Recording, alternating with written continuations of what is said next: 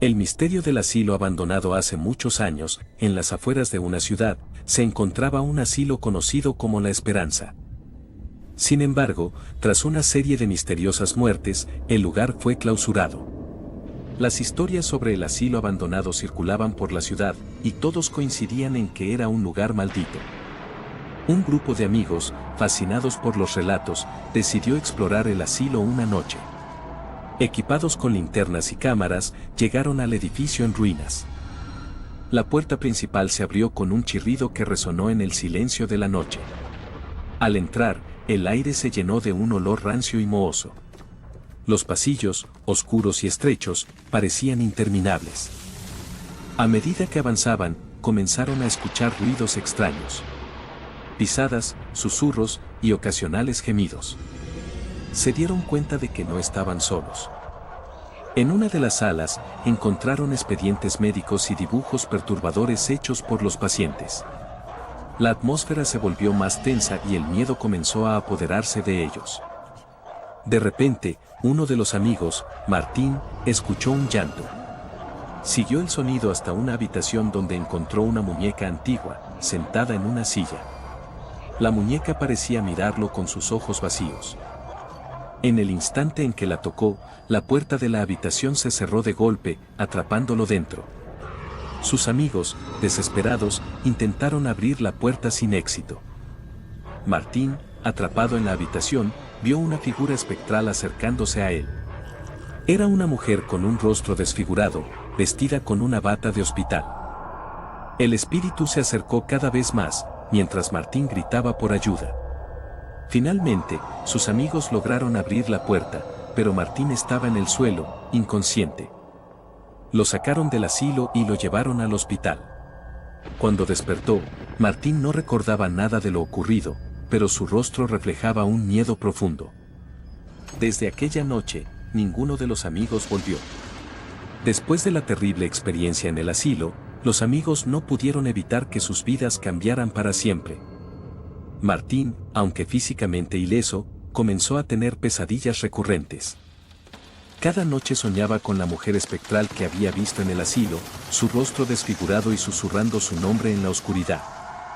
Cada despertar estaba empapado en sudor frío y un grito ahogado en su garganta. Sus amigos, preocupados por él, decidieron investigar más sobre la historia del asilo. Descubrieron que La Esperanza había sido un lugar de tormento y sufrimiento para muchos. Se decía que una enfermera llamada Isabel había trabajado allí y era conocida por sus métodos crueles y despiadados. Según los rumores, muchos pacientes habían desaparecido misteriosamente bajo su cuidado, y finalmente, Isabel había sido acusada de asesinato y había desaparecido sin dejar rastro. Una noche, desesperados por respuestas, los amigos decidieron regresar al asilo. Querían enfrentarse a sus miedos y descubrir la verdad sobre Isabel y los secretos oscuros que el lugar escondía. Armados con equipo más sofisticado y con la determinación de poner fin a las pesadillas de Martín, se aventuraron nuevamente en el asilo. Al entrar, el ambiente era aún más opresivo que antes. Los pasillos parecían más estrechos y las sombras más profundas. A medida que avanzaban, comenzaron a escuchar voces y risas distorsionadas. Las paredes parecían respirar, y una sensación de maldad palpable llenaba el aire. De repente, las luces de sus linternas comenzaron a parpadear y a fallar. El pánico se apoderó de ellos, pero continuaron avanzando. Llegaron a la sala de registros y encontraron un diario antiguo, escrito por Isabel. Las páginas estaban llenas de dibujos perturbadores y relatos de experimentos inhumanos. En una de las páginas, encontraron una nota que decía: «La oscuridad es mi refugio, y mi venganza será eterna». De repente, las puertas de la sala se cerraron de golpe, atrapándolos dentro. El ambiente se volvió helado, y las figuras espectrales comenzaron a aparecer a su alrededor. Los espíritus de los pacientes atormentados por Isabel los rodeaban, sus rostros desfigurados por el sufrimiento. Uno de los amigos, Ana, fue tomada por una de las figuras y arrastrada hacia la oscuridad. Sus gritos resonaron en la sala, pero los demás no pudieron hacer nada para salvarla.